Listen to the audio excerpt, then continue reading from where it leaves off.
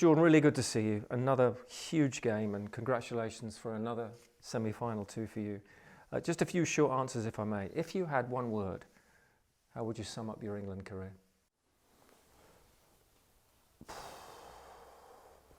Memorable. If you had one word, how would you sum up your relationship with football? Love. That deep? Yeah. Yeah, I love it, yeah. On a scale of 1 to 10, how much do you enjoy a penalty shootout? 10. Not 11? Nah, 10. But, you know, there can only be one winner, and luckily enough, we were the winner on the night. Did you have any doubt England would beat Switzerland on penalties? No, I was positive. I would say our mentality going into it, our practice and rehearsals were all perfect. In a word, what's the best thing about being England's number one? Passion. Love being passionate. I'm a passionate person, and having the honour to play for your country and being number one, and you know, dream come true. I know it's easy to say that, but it thrives me to be the best I can be of myself. When you, before games, in the warm-up, when they sing your name? Yeah, there's no better feeling. I think I've got a really good connection with the fans, and I think I show the passion towards the fans, and I think that's what the fans love, and I love the noise from the fans, and I really appreciate it, and it gives me that added motivation. 6 years ago in Russia, you said, if I wasn't here playing, I'd be here watching as a fan. Yep. What are you first, England goalkeeper or England fan? No, I'm a goalkeeper, but I'm also a fan. You know, I play for the country, but I'm a fan as well. You know, there's nothing more better than winning for England. And I said back in me before my debut, I'd be a fan watching, and I've always been a fan. Like, I remember the memories growing up in the pub, watching the 2010 World Cup when Frank got that disallowed goal, and I was up, pints going everywhere, and the goal didn't go in. So I can remember my memories as a fan, and we just want to repay the fans' great memories, which we hopefully do. When it all stops, will you go back to being a fan? Yeah, of course, 100%. Get the rave on. Goalkeepers need an element of insanity. Guess who said that? I haven't got a clue. Oliver Kahn said, goalkeepers need an element of insanity. Is he right? I don't know what insanity means. Come on, you're talking lad from the northeast here, Gabriel. Madness. Yeah. Yeah, I think you've got. We get used as goalkeepers. Everyone always says daft as a brush. We're a different breed, definitely. But we're in a goalkeeper. We're in a different position, and we've got to have that different type of mentality, that different type of braveness, and yeah, you've got to use. We are a bit mad, but you've got to use it in the right way. When are you at your maddest? When I'm making saves. Because I'm in the zone. I'm fully focused on the job I'm doing, and like when I'm in the zone, that's when like I'm mad, I would say, but in the right manner. On that field, do you have any fear? No. Never. Never? No. I love the pressure. I feel that I step up when the pressure's on, and I think that's when I'm at my best. That's a talent, isn't it? To cut out the noise? Yeah, I would say so. People handle it differently. People have nerves, and nerves is a good thing as well. Every person's different, and everyone takes the pressure or the nerves in a different way, but I thrive off the pressure. You have to pick one. What's been the best moment of your England career? Oh.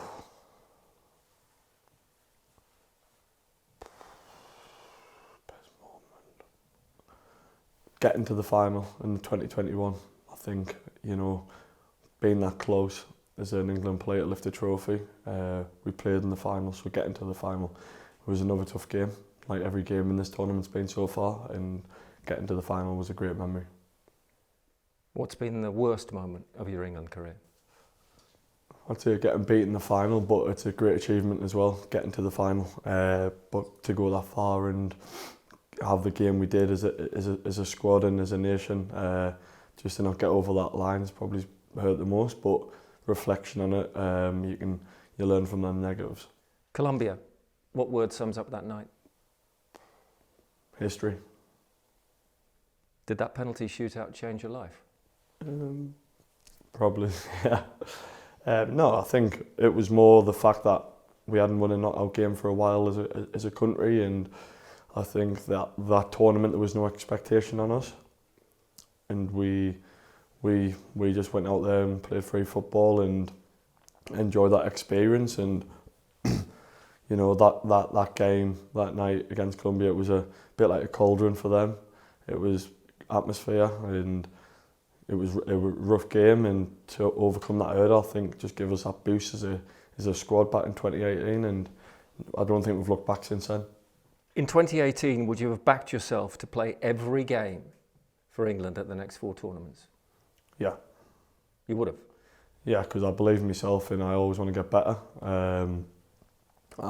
It's me who's got the shirt, and it's me who needs to keep the shirt, so that's me having to improve day in, day out at club level and being the best version of myself at the club level. And I think since I've went through a few storms, but I've come through and then roller coasters, and my mentality is key to that, and I just keep focused on myself and being the best version. And I've said it before, there's top keepers in England now, and that pushes me on to be even better. Is goalkeeping also a performance? The face pulling, the fidgeting, the strutting, that's performance? Yeah, it just keeps me in the zone. I'm a bit, as you alluded before, Oliver Kahn said you've got to be a bit mad. That's probably me being a bit mad as well in different aspects, but I'm still in the zone when I'm doing that. It helps. It's part of it. Exactly. Every goalkeeper, every person is different in life, and that's my version of me being at my best. What have you used to improve your game? Since 2018, what have you used techniques-wise to get better? I used obviously a lot of in the mentality side of it, but I'll always want to improve every day on the training pitch. I'll look to improve technique, tactically, anything I can do to improve. I'll never stop trying to improve.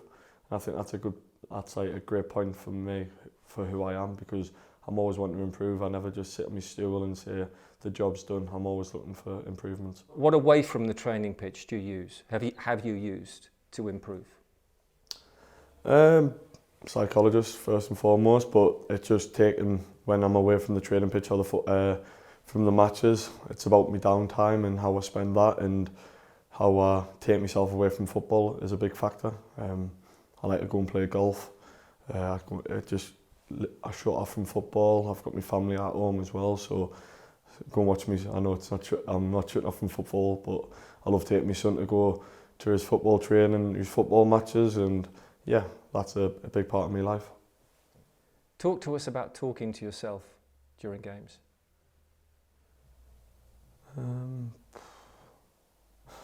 Maybe you're not aware.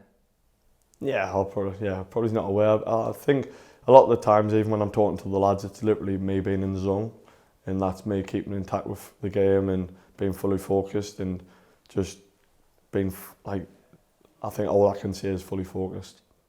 Do you feel you're underrated? No, I think as an England number one, I think if you've seen over the years, I think you get criticism, and it's how you deal with that criticism. You've got to be perfect every game, and for me, I just try and be my best version of myself. The noise, people can talk, but if people are talking, then they obviously care, because they want to see you be better and or be at your best, and them talking points, that leave that up to them. But I know when I've had a good game or when I can do better. For me, if a goal goes in, when that goal goes in, I'll know straight away if I could have done better at that moment in time. So I can reflect on myself straight away. I don't need other people reflecting on me. Why do you think you've been underestimated? I don't know. I'm not the pundits or the outside world. I just focus on myself and try and just be the best version of myself for me, for my family, and when I got this England shirt on, for the fans. Most consecutive tournament appearances, most clean sheets, most saves in penalty shootouts. What do those records mean? Yeah, it's a huge honour. But the bottom line of it is we want to win the trophy. It's a huge honour to have all them stats, but I'm a team player and my main focus is the game coming up on Wednesday, and also get that result first and look towards the final. But I'm all about the team and nothing but the team. What do you owe Gareth Southgate? Yeah, apart from his City patch, he stuck by me through that tough time I had. But it's also a lot to do with me working hard away from England. I've got to perform at Everton week in, week out, and it doesn't go unseen when the manager and the staff, they watch all the games, they come to the games. But the manager's done a fantastic job since I've been involved, and he's been so helpful to me, and this coaching staff have been quality. They're always open for a chat and always want to, like, if you need anything from them, they're always there to help you. One game from a first major final on foreign soil. What are you telling yourself? Just focus on the next game and get revved up and be ready and be mentally prepared, which I will be, and train well, which I've done today, and train well tomorrow and leave no stone unturned. And if it goes to a shootout? Here we go again. And have you got the bottle? Yeah, the bottle will be there. And the bottle will be inside you as well, will it? Oh yeah, I've been brought up from Washington, so we've got plenty of bottle from where we're from. And what's your instinct? Is the best moment in your England career still to come? I hope so. A tough game against the Dutch on Wednesday, and we can't look past them yet, but we know where we want to be and we know what we want to achieve, but game by game, I've said that from game one in the group stages. Believe. Yeah, we believe in ourselves, but we've got to deliver on the night.